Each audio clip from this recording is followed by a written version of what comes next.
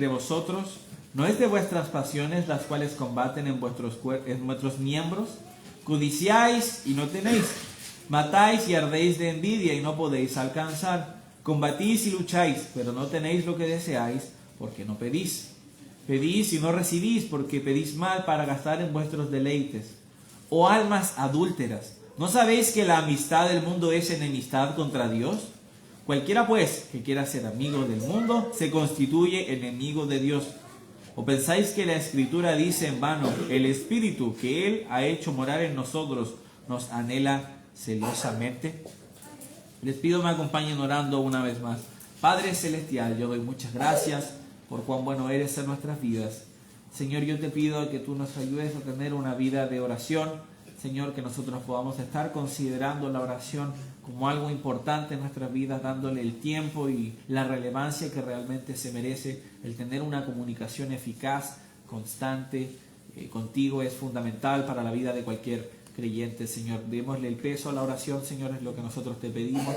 Ayúdame a poder ser un buen predicador, a poder explicar el mensaje que hay en tu palabra y nada más que eso, Señor. Señor, que tú seas el que se lleva la gloria y la honra en este culto, porque esto lo hacemos para ti, porque tú eres digno de nuestra adoración. Señor, yo te encomiendo y lloro todas estas cosas en el nombre de tu Hijo Jesús. Amén.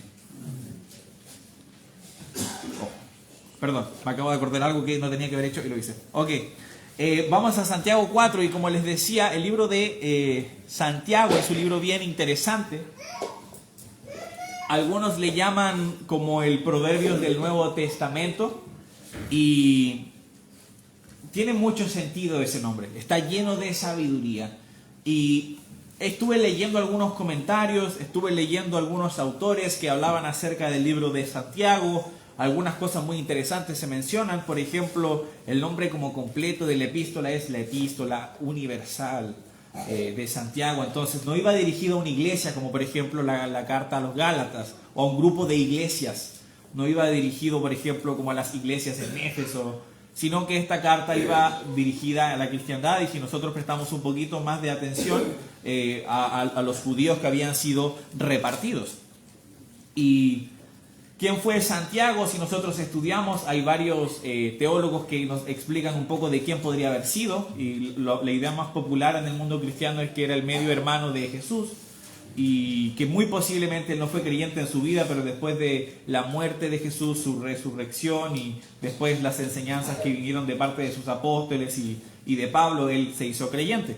Pero aunque no es tan relevante esto, sí es relevante el contenido que nosotros tenemos en esta carta, independiente del autor humano. El autor es divino, es Dios. Y el contenido que se nos presenta aquí abarca muchos temas. Nosotros podemos ver un poquito acerca de la lengua. Nosotros podemos ver muchas cosas. Déjenme ver, ¿quién me da el agua? Miguel Rubina. Ok, gracias Miguel.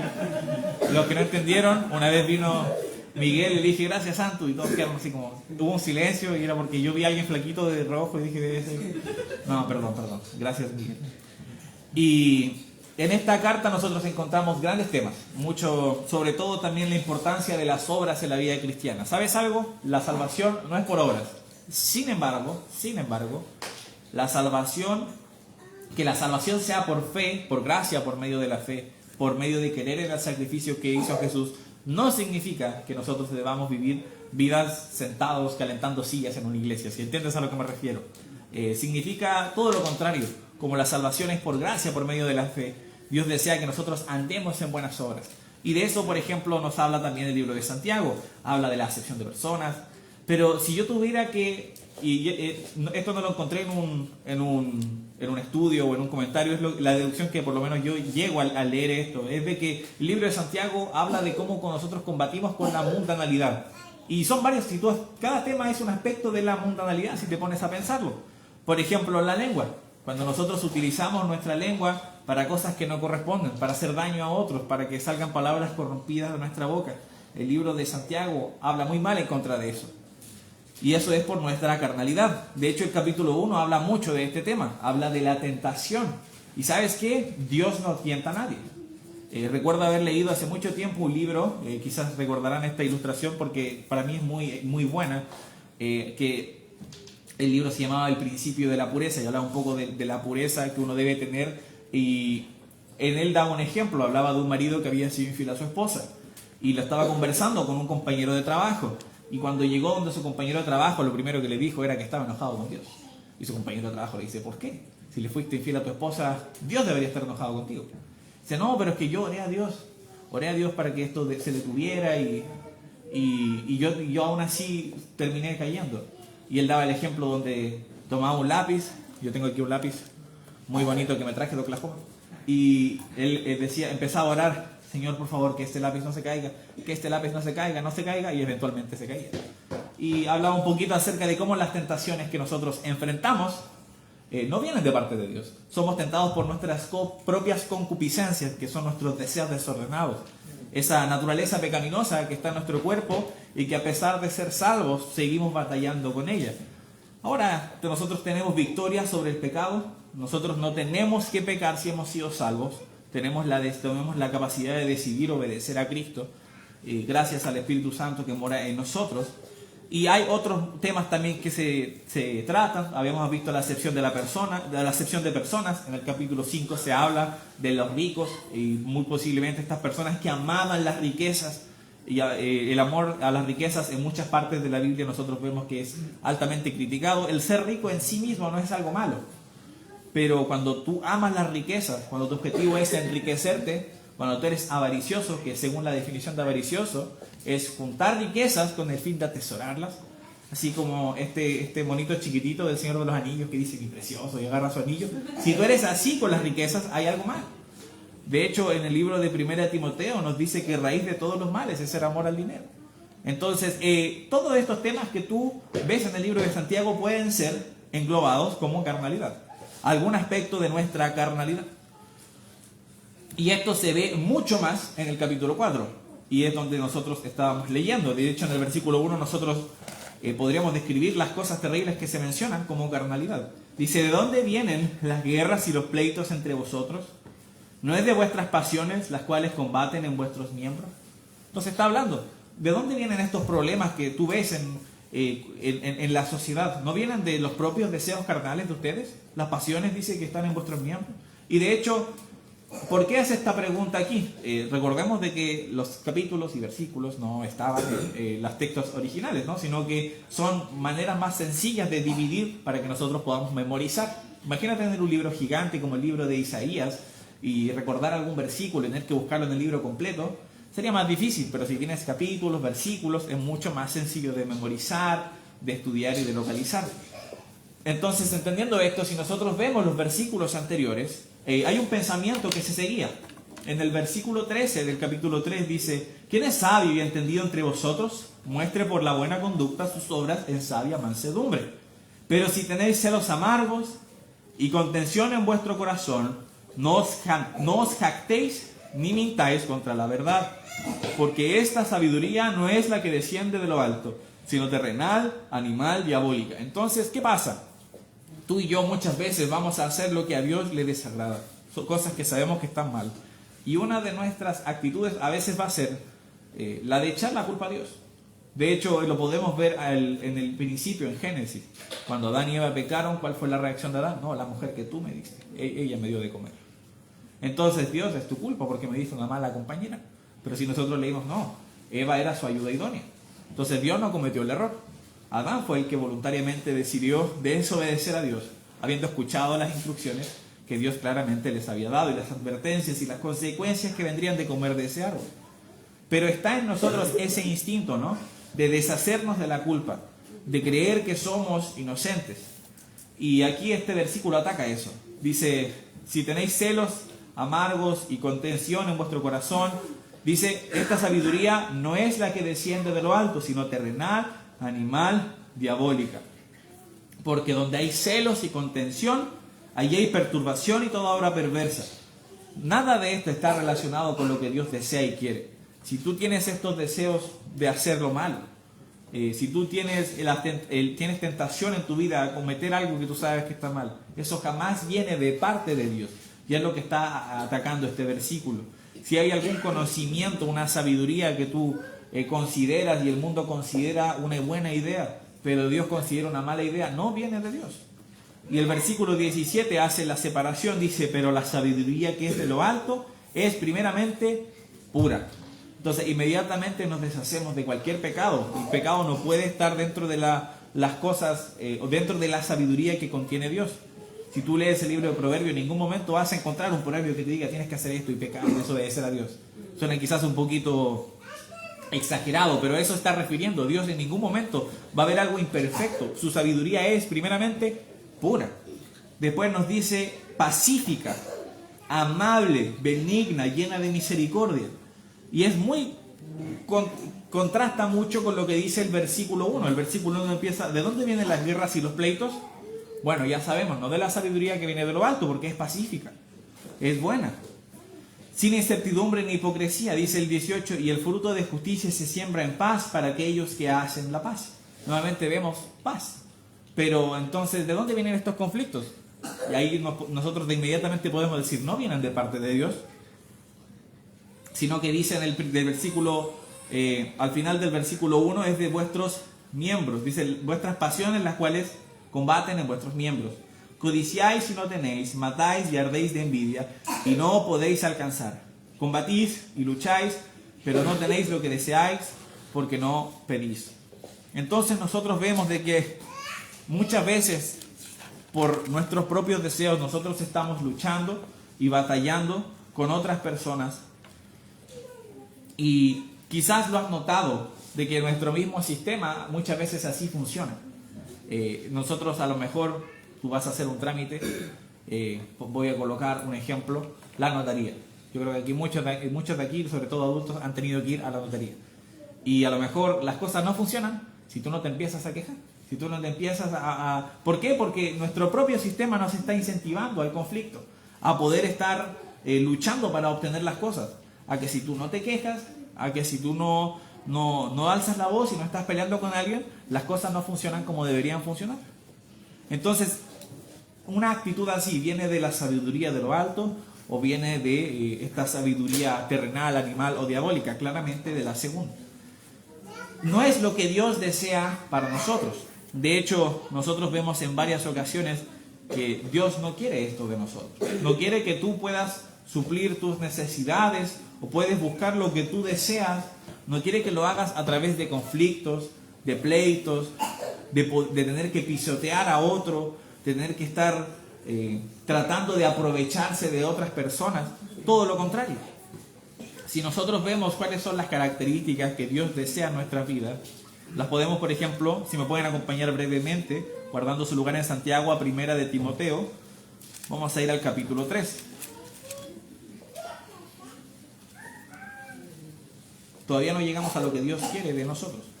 Aunque si escucharon de qué eran los himnos, ya sabrán un poquito qué es lo que Dios quiere. Pero primero estamos viendo qué es lo que nosotros no debemos hacer. ¿Sabes qué? Si tú enfrentas necesidades y tienes necesidades como tú y como yo, quizás tu respuesta natural va a ser nuevamente pelear para conseguirlo, tratar de conseguirlo por tus propios méritos, pero no era lo que Dios necesitaba en primer lugar, no es lo que Dios quiere para ti. El versículo 1 de 1 de Timoteo 3 dice, si alguno anhela obispado, buena obra desea. Cuando tú ves los requisitos para un pastor,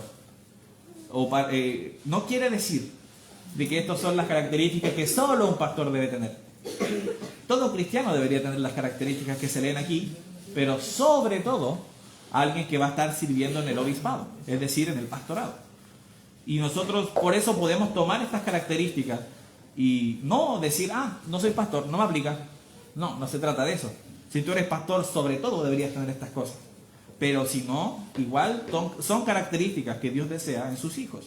Dice el versículo 2, es necesario que el obispo sea irreprensible, marido de una sola mujer, sobrio, prudente, decoroso, hospedador, apto para enseñar, no dado al vino, no pendenciero, no codicioso de ganancias deshonestas, sino amable, apacible, no avaro. La palabra en la que yo me quería enfocar es la palabra pendenciero, que es aquel que está buscando conflicto, aquel que busca de alguna manera pelear con otros. Para Dios esta característica era tan negativa que era una característica digna de quitar a un prospecto para el pastorado. Así de serio era el buscar conflicto a los ojos de Dios. De hecho, todo lo contrario, en nosotros lo vemos en Mateo 5, en las bienaventuranzas, que Dios desea que nosotros seamos pacificadores. Ahora, yo no quiero entrar tanto a lo que significa la palabra pacificador, porque hace no mucho tuvimos unas muy buenas enseñanzas acerca de esto, pero lo que a mí me gusta de la palabra pacificador es el concepto activo que hay en eso. Entonces, yo creo que la mayoría de los que están aquí presentes van a estar de acuerdo en que nosotros no debemos buscar conflicto. Todos van a decir amén, amén. Pero eso no significa quedarse sentado sin hacer nada. Eso es diferente. Un pacificador es quien activamente busca hacer la paz. Y eso es lo especial de esa palabra. Jesús necesita personas, uno, que no estén creando conflicto, pero dos, que estén haciendo paz. No simplemente que estén evitando el conflicto, sino que buscan el conflicto para poder resolverlo. Y eso es lo que Cristo necesita de nosotros. Entonces, si nosotros volvemos a Santiago, estas guerras, estos deseos, estas codicias, esta envidia, no son lo que Dios desea cuando tú y yo tenemos necesidades, cuando tú y yo tenemos deseos. Él no desea de que estemos buscando conflicto. Él desea que nosotros estemos pidiendo.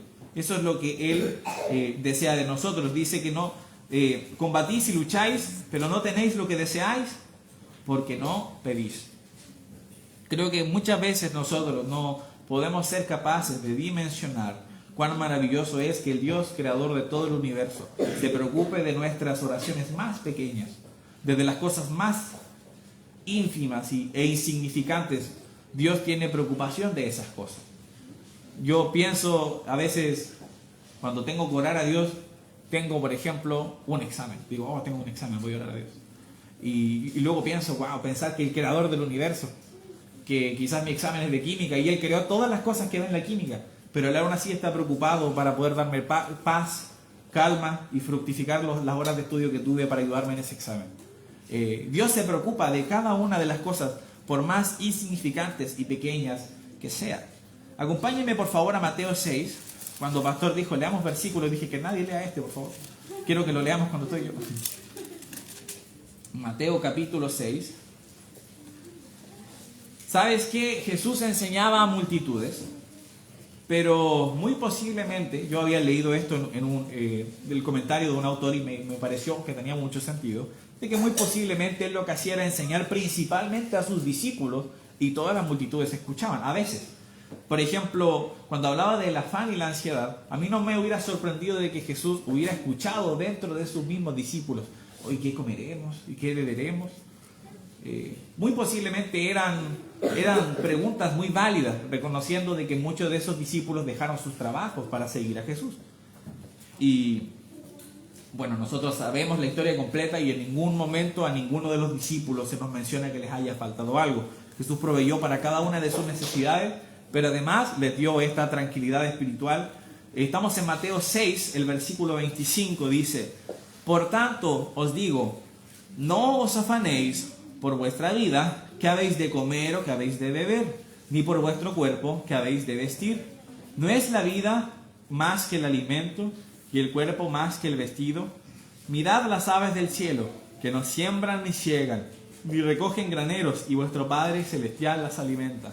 ¿No valéis vosotros mucho más que ellas? Justo hoy día veníamos bajando al horario de las 10, los varones nos solemos reunir un poco más temprano, unas 2 horas antes del culto de la mañana, para poder orar, para poder estudiar de la adoración y poder adorar a Dios, también para poder cantar algunos himnos y también dejar las estufas prendidas. Por eso en la mañana de los hornos, no se dieron cuenta al final del culto, pero yo quería salir y abrir la puerta, estaba muy calentito. Y veníamos bajando y veníamos conversando con Pastor de cualquier cosa, no me acuerdo. Y de repente paramos así y me dijo, mira el pajarito. Y lo miraba, y un pajarito muy bonito. Y lo que me llamó la atención es que era un pajarito muy enérgico, estaba así, moviéndose para todos lados, así. Yo me preguntaba, ¿estará pensando en comida? Pero ¿sabes qué? Él no tenía preocupaciones de comida, porque Dios se preocupaba de alimentar a cada uno de las aves. Justo hace poco también, el día jueves, estábamos repartiendo tratados en Puerto Aysén, y alguien mencionó a los teros. Y yo pensaba cómo cada verano nosotros tenemos el privilegio de ver a los teritos, hacer los nidos ahí. Y ¿sabes qué? Esos teritos siguen creciendo y siguen habiendo teritos cada año porque Dios se preocupa de alimentar a esas pequeñas aves. Somos Nosotros los que muchas veces nos afanamos y decimos, uy, ¿cómo lo hacemos para el fin de mes? Uy, ¿cómo lo hacemos este trabajo? Quizás no va a tener el sueldo que yo esperaba. Pero las aves del cielo saben que Dios se preocupa de alimentarlas. Incluso en nuestros climas más helados, Dios tiene alimento preparado para ellas. Y así también es con nosotros. ¿Cuánto vale un ave y cuánto vales tú? Piénsalo. No vale, Cristo no murió por las aves. Cristo no murió por peros. Cristo no murió por palomas. No, por esta paloma sí, pero lo pensé después de decirlo, lo siento. Por todas las personas que se llaman palomas, eso sí. Pero Cristo no murió por aves, Cristo no murió por animales. Son importantes sin duda. Debemos cuidarles y protegerles sin duda. Pero Cristo no murió por esos animales y aún así se preocupa de ellos. ¿Cuánto más nosotros? Cuando Jesús estaba en la cruz, fue por cada uno de los seres humanos. Entonces, obviamente que a Dios le importamos mucho más que las aves. Después dice, ¿y quién de vosotros podrá, por mucho que se afane, añadir a su estatura un codo? Y por el vestido, ¿por qué os afanáis? Considerad los lirios del campo, cómo crecen, no trabajan ni hilan. Pero os digo que ni aun Salomón, con toda su gloria, se vistió como uno de ellos. Justo esta semana me pasó que tuve que comprar flores, porque mi mamá estuvo de cumpleaños.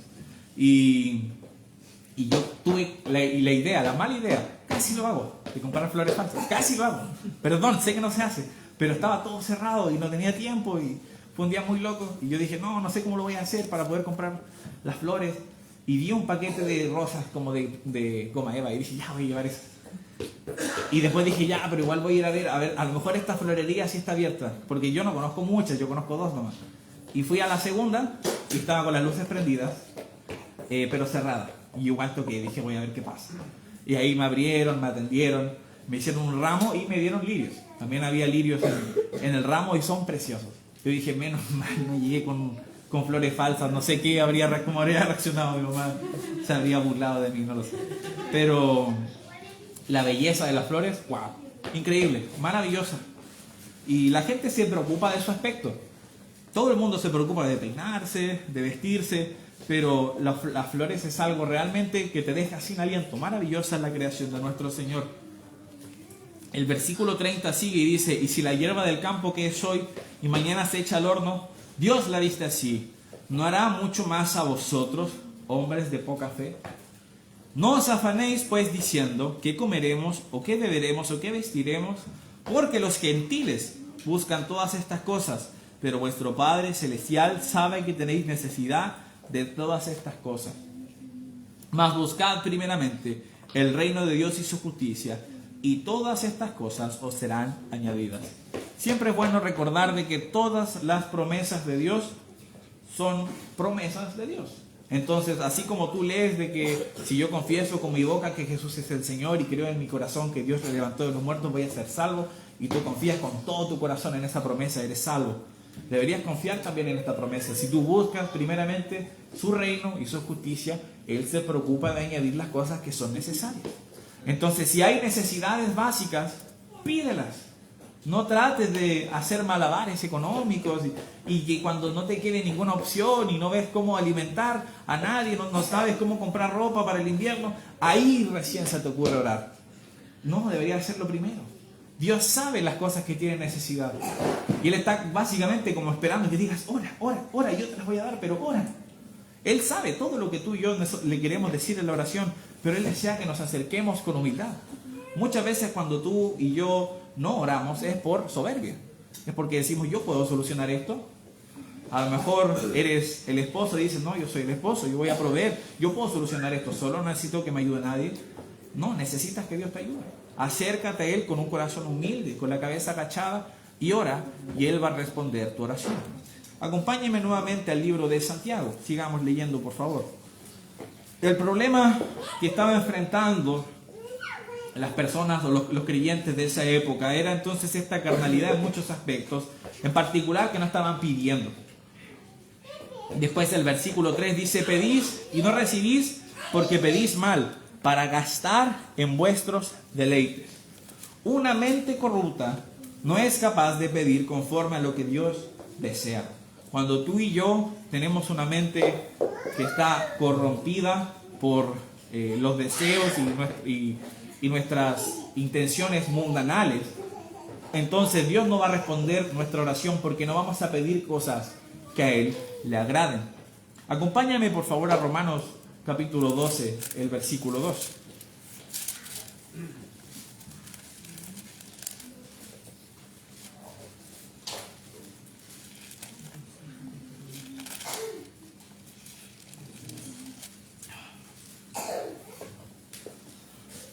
Estaba muy rica el agua, hermano. Está pero como refrescante, wow. Romanos 12, leamos el 1 y el 2. Dice, así que hermanos, os ruego por las misericordias de Dios que presentéis vuestros cuerpos en sacrificio vivo, santo, agradable a Dios, que es vuestro culto racional. No os conforméis a este siglo, sino transformaos por medio de la renovación de vuestro entendimiento, para que comprobéis cuál sea la buena voluntad de Dios, agradable y perfecta. ¿Sabes qué?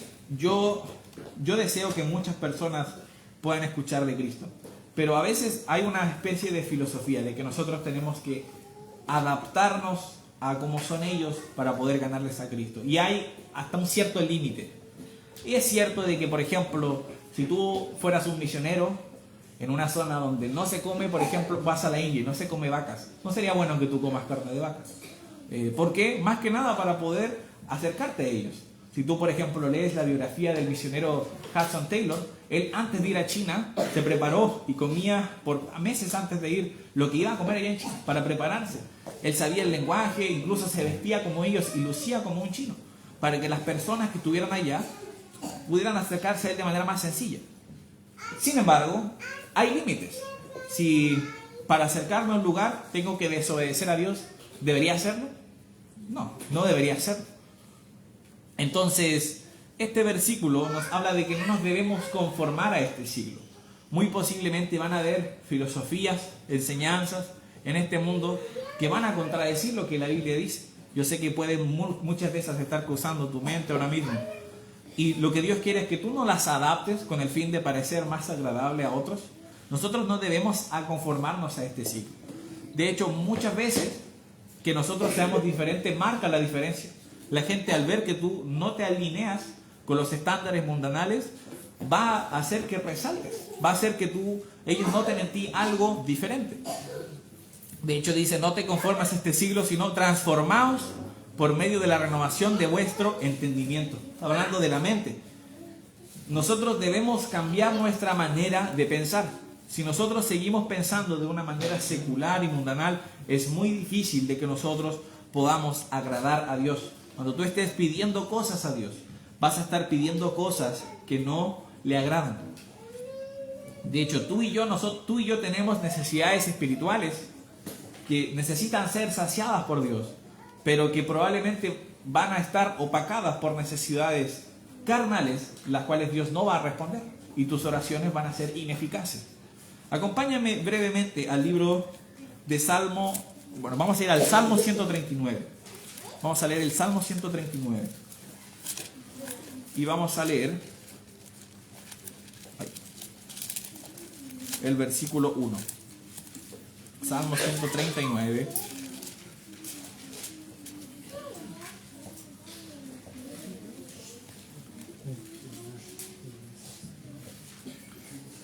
Oh Jehová, dice el versículo 1 del Salmo 139, tú me has examinado y conocido, tú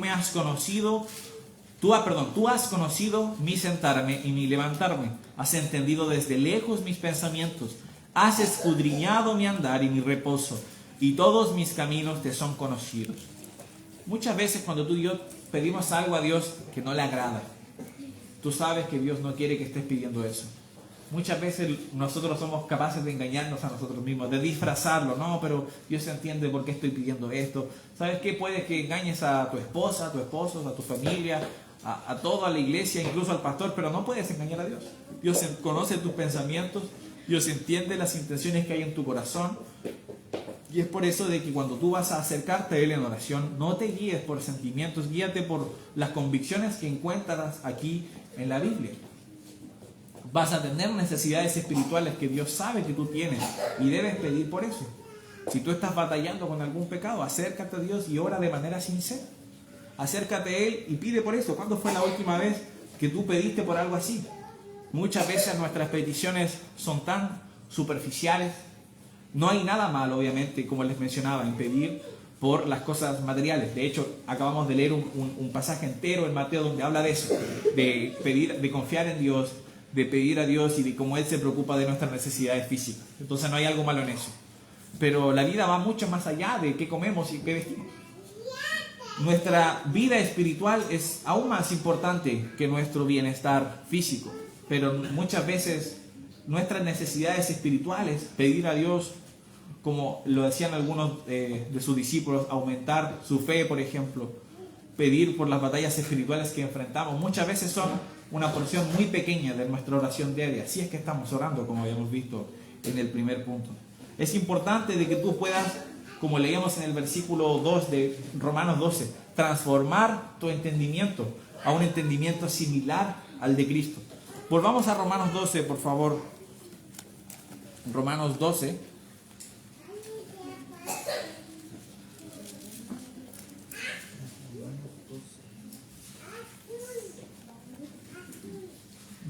El versículo 2 seguía y decía, para que comprobéis cuál sea la buena voluntad de Dios, agradable y perfecta. Yo creo que aquí todo el mundo, si yo le preguntara, ¿te gustaría vivir la voluntad de Dios, hacer lo que Dios quiere en tu vida? Todos me dirían, por supuesto, hermano Nacho, a mí me encantaría poder estar haciendo lo que Dios quiere, estar exactamente donde Dios me quiere, estar en el centro de su voluntad, como se suele decir. Entonces debes transformar tu entendimiento. Porque si tú tienes un entendimiento corrupto, manchado por la carnalidad, manchado por la mundanalidad, entonces va a ser difícil, es más, imposible de que tú puedas caminar en las veredas que Dios está tratando de colocar en tus vidas. Todo lo contrario, vas a desviarte, vas a empezar a ir en dirección contraria y eventualmente vas a salir de donde Dios desea que estés. Tus oraciones van a ser repetitivas, te vas a volver un religioso. Dios no es lo que desea. Dios desea personas que de manera sincera, habíamos estudiado esto hace no mucho, de manera sincera se acerquen a Él. Volvamos por favor al libro de Santiago. Libro de Santiago.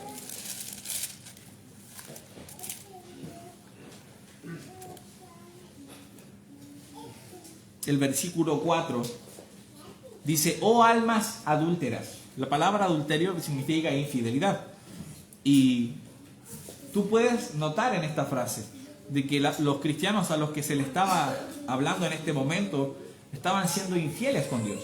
Es decir, quizás con sus acciones estaban haciendo algo, muy posiblemente no, porque el libro habla mucho de las obras, pero incluso si lo estaban haciendo, sus almas estaban siendo infieles. Y nosotros vemos esto muchas veces, por ejemplo, en el pueblo de Israel, como el pueblo de labios honraba a Dios, pero su corazón estaba lejos de Él. Y tú y yo muchas veces podemos estar así, como te mencionaba, haciendo cosas que superficialmente agradan a Dios, pero que por dentro nuestras almas están y nuestro entendimiento está entenebrecido. Dice, ¿no sabéis que la amistad del mundo es enemistad contra Dios? Cualquiera pues que quiere ser amigo del mundo se constituye enemigo de Dios. Ahora, este versículo no está hablando acerca de las personas en el mundo. Entonces no quiere decir, entonces yo nunca más voy a hablarle a alguien de Cristo, me voy a encerrar y voy a ser como una especie de ermitaño que vive en una montaña, ¿no? Me voy a ir al Macay, arriba del Macay justo donde hay una cúpula, o el divisadero donde hay una cúpula, y voy a vivir al ladito de esa cúpula y no le hablo a nadie más, porque no quiero ser amigo del mundo. No se trata de eso, pero cuando tú te alineas con los estándares mundanales que existen hoy en día, tú estás siendo enemigo, estás yendo en contra de lo que Dios está diciendo y eso le desagrada. De hecho, el versículo 5 dice que el Espíritu nos anhela celosamente. ¿Qué quiere decir esto? Dios no es celos como a lo mejor tú lo has escuchado, lo has experimentado en tu vida, o celos de una manera negativa. Ser celoso quiere decir que Él no nos comparte con nadie porque Él es santo. Él no desea de que nosotros estemos haciendo cosas que agradan al mundo y le desagradan a Él. Él nos desea para Él. Es por eso que una de las palabras para describir a sus hijos es la palabra santo, que significa apartado, diferente. Entonces, volviendo al tema de la oración, nosotros tenemos que estar acudiendo a Dios en oración diariamente. No lo tenía anotado en mis apuntes, pero me gustó mucho que lo mencionara Maika. Pensemos en lo que hizo Daniel. Daniel, él estaba enfrentando la muerte y era simplemente, no tenía que orar. Él oraba siempre, decía, en sus puertas que daban hacia Jerusalén, y podría haberlo evitado. Quizás podría haberlo hecho escondido. Pero él no temía y él valoraba la oración al punto tal en que él no estaba dispuesto a dejar de orar. Imagínate nosotros, algo que nosotros solemos hacer cuando evangelizamos, es orar en público. O nosotros oramos antes y después de terminar, normalmente vamos a punto de salir, se junta todo el grupito, nosotros decimos, ok niños, júntense, vamos a orar. Y oramos para que el evangelismo sea bueno, para que no haya muchas distracciones, para que las personas estén dispuestas a escucharnos, para que las personas, muchas veces con el frío es una gran excusa para que no te escuchen, pero aún así nosotros oramos para que esas cosas no sean una excusa. Y imagínate, se pasara una ley en Chile que prohibiera hacer eso, que prohibiera que nosotros oráramos en público. ¿Tú lo harías? ¿Tú al igual que cada sábado orarías en público o dirías, hermano Nacho, mejor no oremos? ¿Y si pasa un carabinero, una patrulla? Así de seria era la oración para Daniel. ¿Qué tan seria es la oración para ti? ¿Estás pidiendo a Dios? Y si lo estás haciendo, ¿estás pidiendo bien? ¿O estás pidiendo, como decía el versículo, para gastar en vuestros deleites? Dios no va a responder esa oración. Nosotros encontramos muchos versículos en el Antiguo y Nuevo Testamento que nos hablan de cómo Dios responde a la oración, pero es si es conforme a su voluntad. Entonces, ¿estás pidiendo conforme a su voluntad? ¿Estás, como te había dicho, en el centro de la voluntad de Dios? ¿O efectivamente te estás conformando a este mundo? ¿Estás apartado? Quizás haciendo cosas rituales. Quizás estás aquí hoy porque quiero ir a la iglesia como un amuleto de buena suerte para que me vaya bien en la semana. No, debes acercarte a Dios en oración de manera sincera y pedir las necesidades espirituales y físicas, sabiendo que Él escucha lo que tú necesitas. Él sabe cada cosa que tú requieres y que tu corazón gime hacia Él. Te pido, por favor, si tú estás oyendo y tú no sabes qué va a pasar con tu eternidad, que tu oración sea acerca de la salvación, que tú puedas acudir a Dios y entender de que eres un pecador que merece el infierno. La Biblia dice que la paga del pecado es muerte, y la palabra paga significa sueldo. Quiere decir que tú y yo, por nuestro pecado, nos hemos ganado el infierno.